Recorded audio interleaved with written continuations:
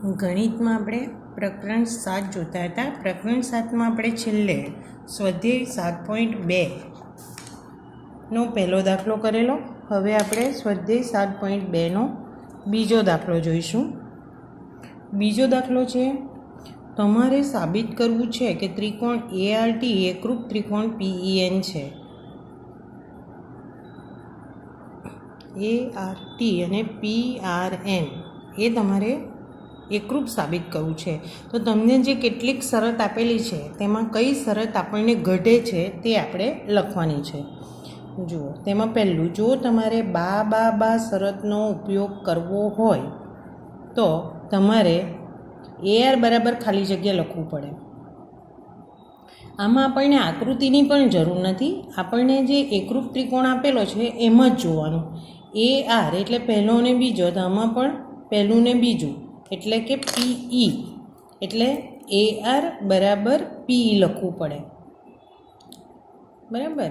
બીજું RT એટલે બીજું ને ત્રીજું, તો બીજા ત્રિકોણમાં પણ બીજો અને ત્રીજો એટલે EN, બરાબર.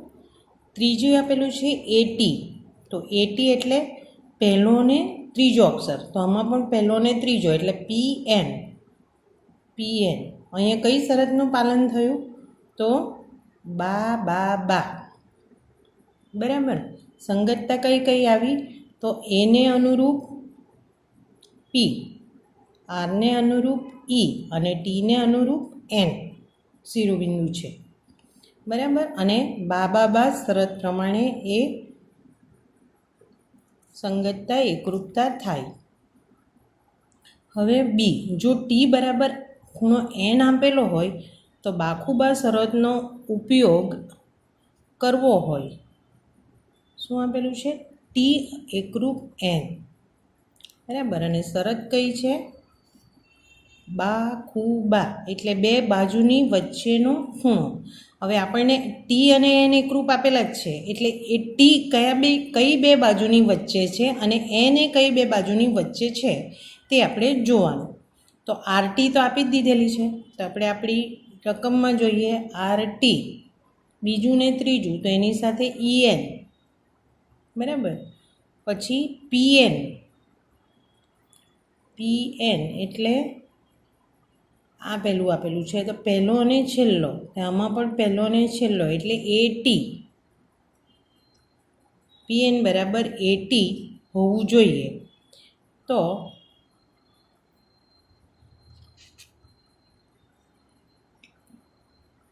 બાજુ, ખૂણો અને બાજુ, બાખુબા શરત પ્રમાણે આ ત્રિકોણ એકરૂપ ત્રિકોણ થાય. C, જો AT બરાબર PN આપેલ હોય અને તમારે ખૂબાખૂ શરતનો ઉપયોગ કરવો હોય તો કયા બે પરિણામ હોવા જોઈએ? હવે બંને આપણે જાતે લખવાના છે. પહેલાંમાં તો શું હતું, આપણને એક આપી દેતા હતા, આમાં એક બી આપેલું નથી. આપેલું શું છે? ખાલી AT બરાબર PN અને પૂર્વધારણા કઈ વાપરવાની છે? ખૂબાખૂ. હવે ખૂબાખૂ એટલે ખૂણો, બાજુ, ખૂણો. હવે એમાં બાજુ આપી દીધી એટલે આપણને જરૂર છે હવે બે ખૂણાની. તો પહેલો ખૂણો લઈએ તો ખૂણો એ વચ્ચે આવવો જોઈએ, કારણ કે તો જ AT બાજુ એકરૂપ થાય. એટલે બે ખૂણા પહેલા ત્રિકોણમાં A અને T આવવાના અને બીજા ત્રિકોણમાં P અને N આવવાના. આપણે આ 3 અક્ષર વડે ખૂણા A ને દર્શાવીએ તો ખૂણો RAT એ જ છે, પણ આપણે એને 3 અક્ષર વડે દર્શાવ્યો. હવે RATની સાથે ખૂણો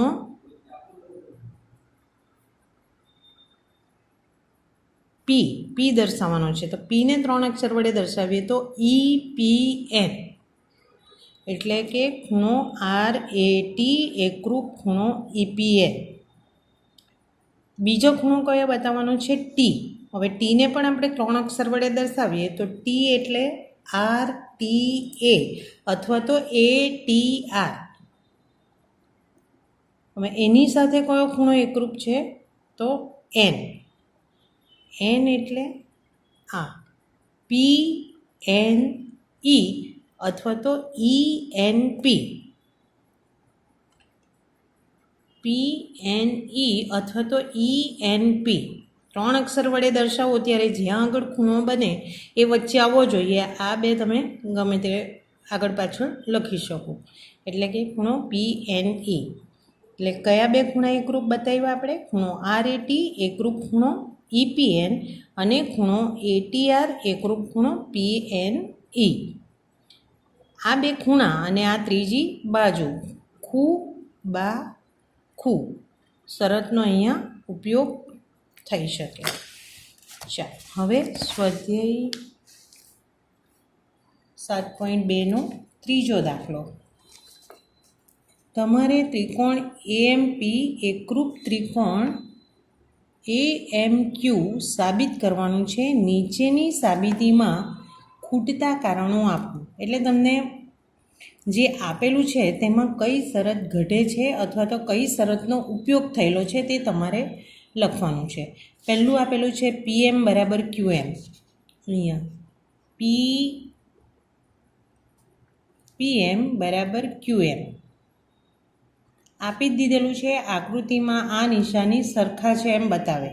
એટલે કે આપણે લખીશું કે આપેલું છે અથવા તો પક્ષ. જે આપેલું હોય તેને પક્ષ કહેવાય પ્રમેયમાં, પણ તે તમે શીખેલા નથી એટલે આપણે એવું લખવાનું છે આપેલ છે. બરાબર, તમે પક્ષ પણ લખી શકો. બીજું ખૂણો PMA એકરૂપ ખૂણો QMA. ખૂણો PMA એકરૂપ ખૂણો QMA. તો એ પણ નિશાની જુઓ તમે સરખા આપેલા જ છે. એટલે આપણે શું લખીશું આપેલ છે અથવા તો પક્ષ.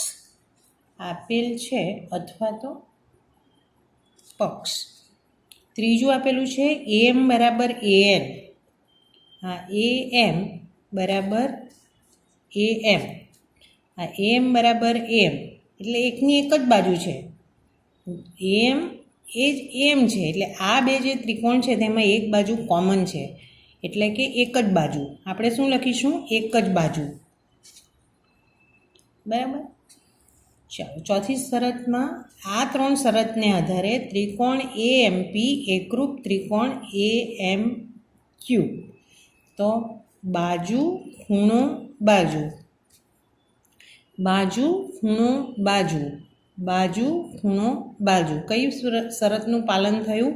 તો બાજુ ખૂણો બાજુ એટલે બાખુબા. બાખુબા શરત પ્રમાણે અથવા તો બાખુબા પૂર્વધારણાને આધારે આ બે ત્રિકોણ એકરૂપ ત્રિકોણ છે. બરાબર. ચાલો હવે ચોથો પ્રશ્ન. ત્રિકોણ ABCમાં ખૂણો A બરાબર 30, ખૂણો B બરાબર 40, ખૂણો C બરાબર 110,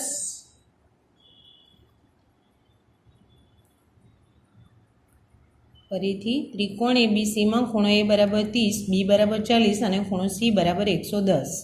ત્રિકોણ PQRમાં ખૂણો P બરાબર 30, ખૂણો Q બરાબર 40 અને R બરાબર 110 છે. તો એક વિદ્યાર્થી કહે છે કે ખૂ શરત પ્રમાણે ત્રિકોણ ABC એકરૂપ ત્રિકોણ PQR છે. શું એ સાચો છે? શા માટે? જો સાચો હોય તો શા માટે અને ન હોય તો તે શા માટે? ચાલો આપણે જોઈએ. એની સાથે P સરખો છે, બીની સાથે Q સરખો છે, Cની સાથે R સરખો છે. ખૂણો એટલે આપણને એવું દેખાય કે 3 ખૂણાના માપ સરખા છે એટલે આ ત્રિકોણ એકરૂપ ત્રિકોણ હોવો જોઈએ. પરંતુ એટલા માટે આ છોકરો એક વિદ્યાર્થી એવું કહે છે કે ખૂ શરત પ્રમાણે ત્રિકોણ ABC અને ત્રિકોણ PQR એકરૂપ ત્રિકોણ છે. પરંતુ આ વિદ્યાર્થી ખોટો છે. કેમ? તો આપણે નોંધ લખી તેમાં એક છેલ્લી નોંધ લખેલી કે એકરૂપતા માટે ખૂ એવી કોઈ શરત નથી. ખૂણો એવી કોઈ શરત નથી. એટલે આ વિદ્યાર્થી સાચો નથી. જવાબ કેવી રીતે લખવાનો? ના, એકરૂપતાની માટે ખૂ શરત નથી, માટે આ વિદ્યાર્થીનો જવાબ ખોટો છે. બરાબર. ચાલો હવે પાંચમો પ્રશ્ન. બાજુની આકૃતિમાં બે ત્રિકોણ એકરૂપ છે. અનુરૂપ અંગો નિશાનીથી દર્શાવેલા છે. ત્રિકોણ RAT એકરૂપ ખાલી જગ્યા લખી શકાય અથવા તો શું લખી શકાય એવું આપેલું છે. બે ત્રિકોણો આપેલા છે અને તેને અનુરૂપ અંગો નિશાનીથી દર્શાવેલા છે. ચાલો આપણે જોઈએ. હવે ત્રિકોણ RAT, બરાબર. હવે આરને અનુરૂપ કયો ખૂણો એકરૂપ બતાવેલો છે? તો આની વાત કરીએ તો જો આ એક નિશાની કરેલી છે અને અહીંયા એક નિશાની કરેલી છે, એટલે આરને સંગત કયો ખૂણો થવાનો? તો આરને અનુરૂપ અહીંયા લખીએ, ચાલો, આરને અનુરૂપ થવાનો W, બરાબર. પછી બીજો ખૂણો આપેલો છે RAT, એટલે આપણે લેવાનો A. તો એને અનુરૂપ 2 વાળું જોવાનું, એટલે આ કયો આપેલો છે? O, એટલે એને સંગત ખૂણો થવાનો O, બરાબર. અને Tને સંગત થવાનો N, બરાબર. હવે આપણે જે બાકીનું આપેલું છે તે અહીંયા શરત પાલન થાય કે નહીં તે જોઈ લઈએ. જવાબ લખતા પહેલાં આપણને મળ્યું શું? RAT ને અનુરૂપ WON, બરાબર. તો હવે આપણે જોઈએ RA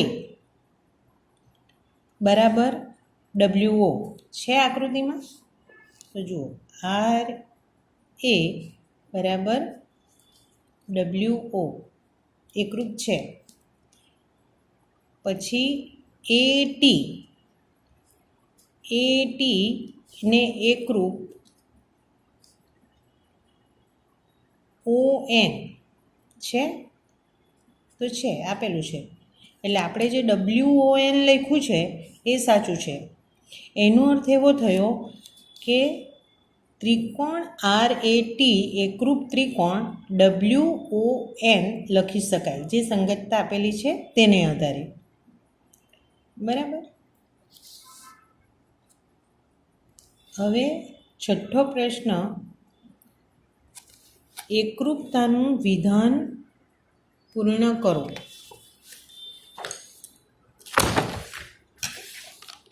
નોટબુકમાં જોઈએ. એકરૂપતાનું વિધાન પૂર્ણ કરો. તેમાં પહેલું આપેલું છે આપણને આકૃતિની અંદર આમ એક ત્રિકોણ દેખાય છે, પણ વચ્ચે જે રેખાખંડ BA આપેલો છે એને કારણે આપણને આ 2 ત્રિકોણ મળે છે. ત્રિકોણ BCA અને ત્રિકોણ BTA. હવે એમાં તમને આપેલું છે ત્રિકોણ BCA, સવાલ એવો છે એકરૂપ ત્રિકોણ ખાલી જગ્યા, એટલે આ શોધવાનું છે. આ ત્રિકોણ BCA એકરૂપ ખાલી જગ્યા, આ આપણે શોધવાનું છે. તો આપણે જે આકૃતિમાં દર્શાવેલું છે એને આધારે આપણે લખતા જઈએ કે ત્રિકોણ BCA લેવાનો છે. એક વસ્તુ યાદ રાખવાનું કે જે ત્રિકોણ આપેલો હોય તેની સંગતતા બદલવાની નહીં. એટલે ત્રિકોણ BCA પૂછેલો છે તો પહેલાં તો ત્રિકોણ BCA લખી જ દેવાનો. હવે આપણે એને અનુરૂપ શોધવાના, એટલે BC બાજુ BCને એકરૂપ બાજુ કઈ આપેલી છે? તો BC એકરૂપ BT, આ ડબલ લાઈન વડે દર્શાવેલું છે, એટલે BC બરાબર BT. પછી ખૂણો B, એટલે ખૂણો B આ એક ટપકા વડે દર્શાવેલો છે. ખૂણો BCA એકરૂપ ખૂણો BTA, આ T આગળ બને ને આ C આગળ બને, તે 3 અક્ષર વડે આપણે એને દર્શાવ્યા. ત્રીજું આપેલું છે આ 2 બાજુ એકરૂપ AC એકરૂપ AT, બરાબર. AC અને AT સરખા આપેલા છે. આપણને 3 શરત મળી ગઈ. હજુ પણ આગળ એક આપેલું છે, આ અને આ ખૂણો એક સરખા છે, આ 90 ન થાય એટલે આ પણ 90 ન થાય. પણ આપણને આ 3 શરત પરથી સંગતતા મળી ગઈ. બા ખૂ બા, બાજુ ખૂણો બાજુ, આ અને આ બાજુની વચ્ચેનો ખૂણો, આ અને આ બાજુની વચ્ચેનો ખૂણો. એટલે આપણે હવે વધારે લખવાની જરૂર નથી, લખી શકાય હજુ પણ આપણને આ 3 બા ખૂ બા બા ખૂ બા મળી ગયું. એટલે એને આધારે આપણે આ સંગતતા લખી શકીશું. એટલે ત્રિકોણ BCAમાં સંગતતા BCA સંગતતા BTA, BCની સાથે BT છે, બરાબર, Cની સાથે T છે, ACની સાથે AT છે, AT થઈ ગયું સરખું. તો બા માટે બા ખૂ બા શરત સંતોષાય છે અને બીને સંગત બી, સીને સંગત ટી અને એને સંગત એ મળે.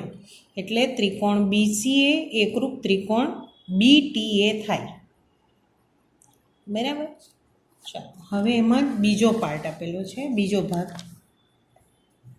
બીજી આકૃતિ આપેલી છે આપણને ત્રિકોણ QRS અને ત્રિકોણ TPQ.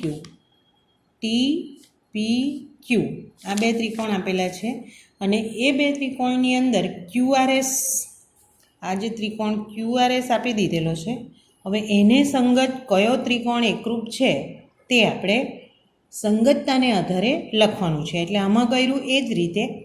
પહેલાં તો આપણે જે આપેલું છે તે લખીએ. તો ત્રિકોણ QRSમાં Q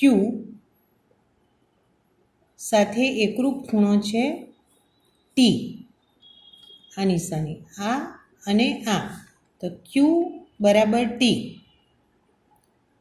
બીજું આ P અને આ બાજુ R, એટલે કે ખૂણો R બરાબર P. આપણે આ ત્રિકોણ પહેલાં લેવાનો છે એટલે પહેલાં R લખવાનો. R બરાબર P, હા, બરાબર. અને આ જે ગોળ બતાવેલું છે તો બાજુ RS બરાબર PQ અને બીજી બાજુ આપેલી છે QR બરાબર PT, આ સિંગલ નિશાની વડે QR બરાબર PT. તે સિવાય પણ આકૃતિમાં બીજા ઘણા બધા અંગો એકરૂપ બતાવેલા છે, પણ આપણને હવે અહીંયા બે ખૂણો અને તેને અંતર્ગત બાજુ,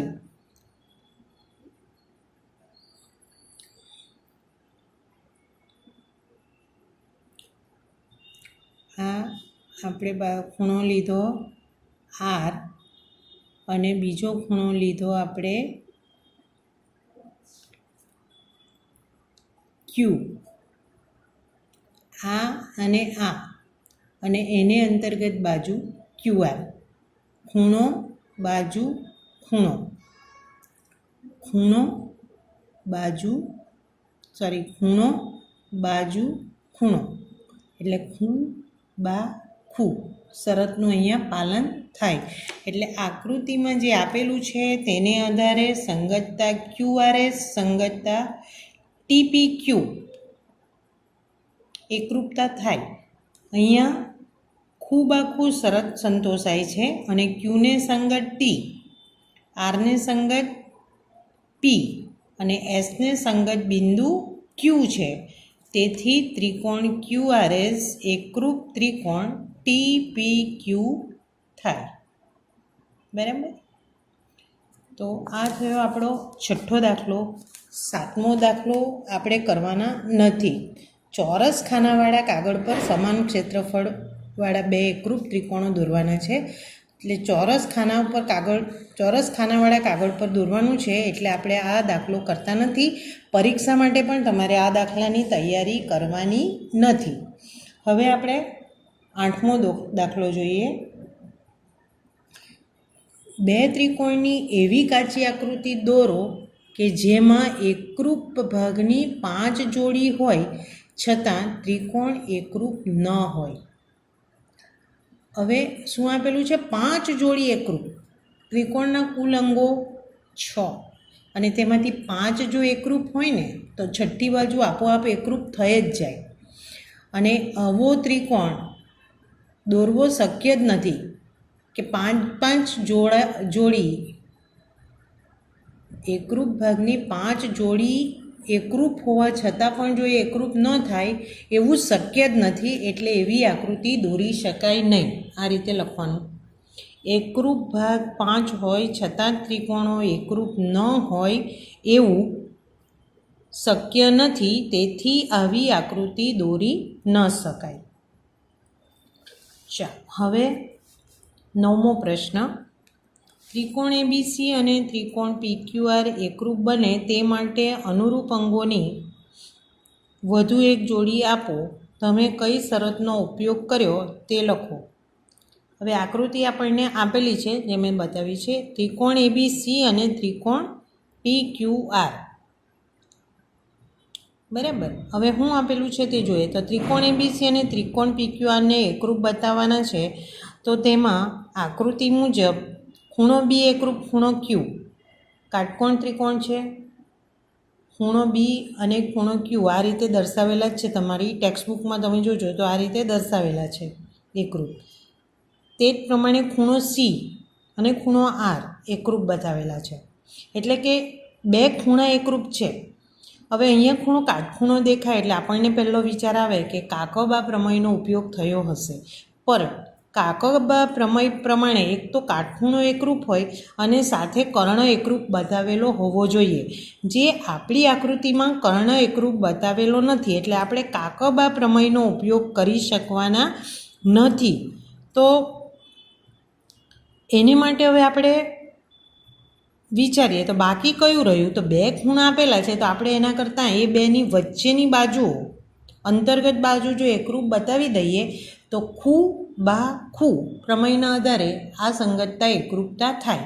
એટલે આપણને કઈ શરત ઘટે છે?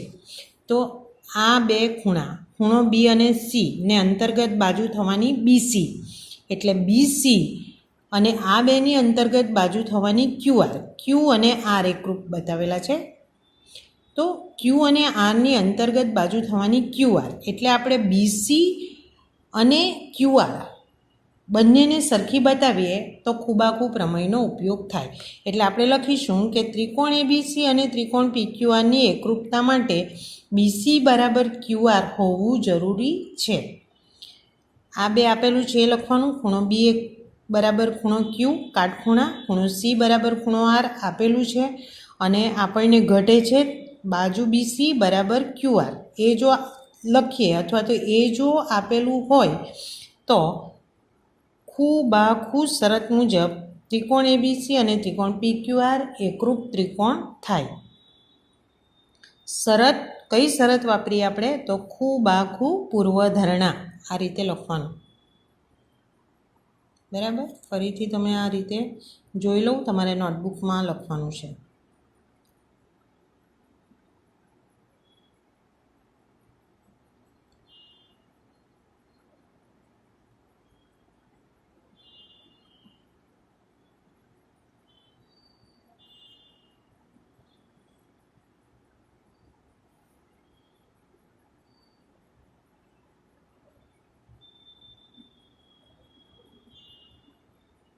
બરાબર. ચાલો હવે પ્રશ્ન 10 સમજાવો. ત્રિકોણ એબીસી એકરૂપ ત્રિકોણ FED શા માટે છે? તમને એવું આપેલું છે કે ત્રિકોણ એબીસી અને ત્રિકોણ FDE એકરૂપ છે, અને આકૃતિ જે આપેલી છે એમાં જ તમને નિશાની કરીને કઈ બાજુઓ અને ખૂણાઓ એકરૂપ છે તે દર્શાવેલું છે. એટલે આમાં કઈ શરતનું પાલન થયું છે તે આપણે દર્શાવવાનું છે. તો આકૃતિ પરથી જોઈએ તો ત્રિકોણ એબીસી અને ત્રિકોણ FEDમાં ખૂણો બી બરાબર ખૂણો ઈ આ કાટખૂણા છે. અહીંયા ખૂણો બી કાટખૂણો છે અને અહીંયા ખૂણો ઈ કાટખૂણો છે, એટલે બંને સરખા બી બરાબર ઈ. હવે એ અને એફ સરખા આકૃતિમાં આપેલું છે, એટલે ખૂણો એ બરાબર ખૂણો એફ આકૃતિમાં આપેલ છે. બીજું આપેલું છે બીસી બરાબર ડીઈ, આ નિશાની દ્વારા બતાવેલું છે. બીસી બરાબર ડીઈ અથવા તો ઈડી જે આપેલું છે. તો હવે ત્રિકોણના જ્યારે બે ખૂણાઓ એકરૂપ હોય ત્યારે ત્રીજો ખૂણો આપોઆપ એકરૂપ થાય, કારણ કે આપણને ખબર છે કે ત્રિકોણના 3 ખૂણાના માપનો સરવાળો 180 થાય. હવે આને આમાંનો એક સરખો હોય, આને આ જો સરખો હોય તો બાકીનો સી અને ડી પણ સરખા જ થવાના, એટલે ખૂણો સી બરાબર ખૂણો ડી થાય. બે ત્રિકોણના બે ખૂણા જો સરખા હોય તો ત્રીજો ખૂણો પણ સરખા માપનો જ થાય. બરાબર. તો હવે શરત પ્રમાણે આપણને ત્રિકોણ એબીસી પહેલાં લખવાનું છે. બરાબર. ત્રિકોણ એબીસી આપણે લખીએ. ત્રિકોણ એબીસી લખી દીધું.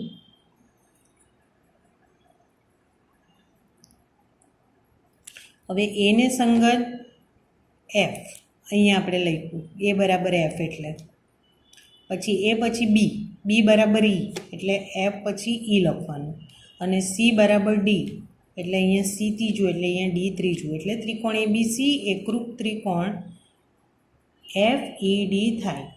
શરત કઈ? ખૂ બા ખૂ પૂર્વધારણા મુજબ બીને સંગત ઈ, એને સંગત એફ અને સીને સંગત ડી થાય, અને તેથી ત્રિકોણ એબીસી એકરૂપ ત્રિકોણ એફઈટી થાય. વિદ્યાર્થી મિત્રો, આપણું ચેપ્ટર 7 તે અહીં પૂરું થાય છે. આપણે આમાં ઘણા બધા દાખલા મેં ટેક્સ્ટબુકમાં સમજાવ્યા છે. તમારે એ દાખલા બધા જ તમારી નોટબુકમાં કરવાના છે. બરાબર. નવા વિડીયોમાં ફરીથી મળીશું.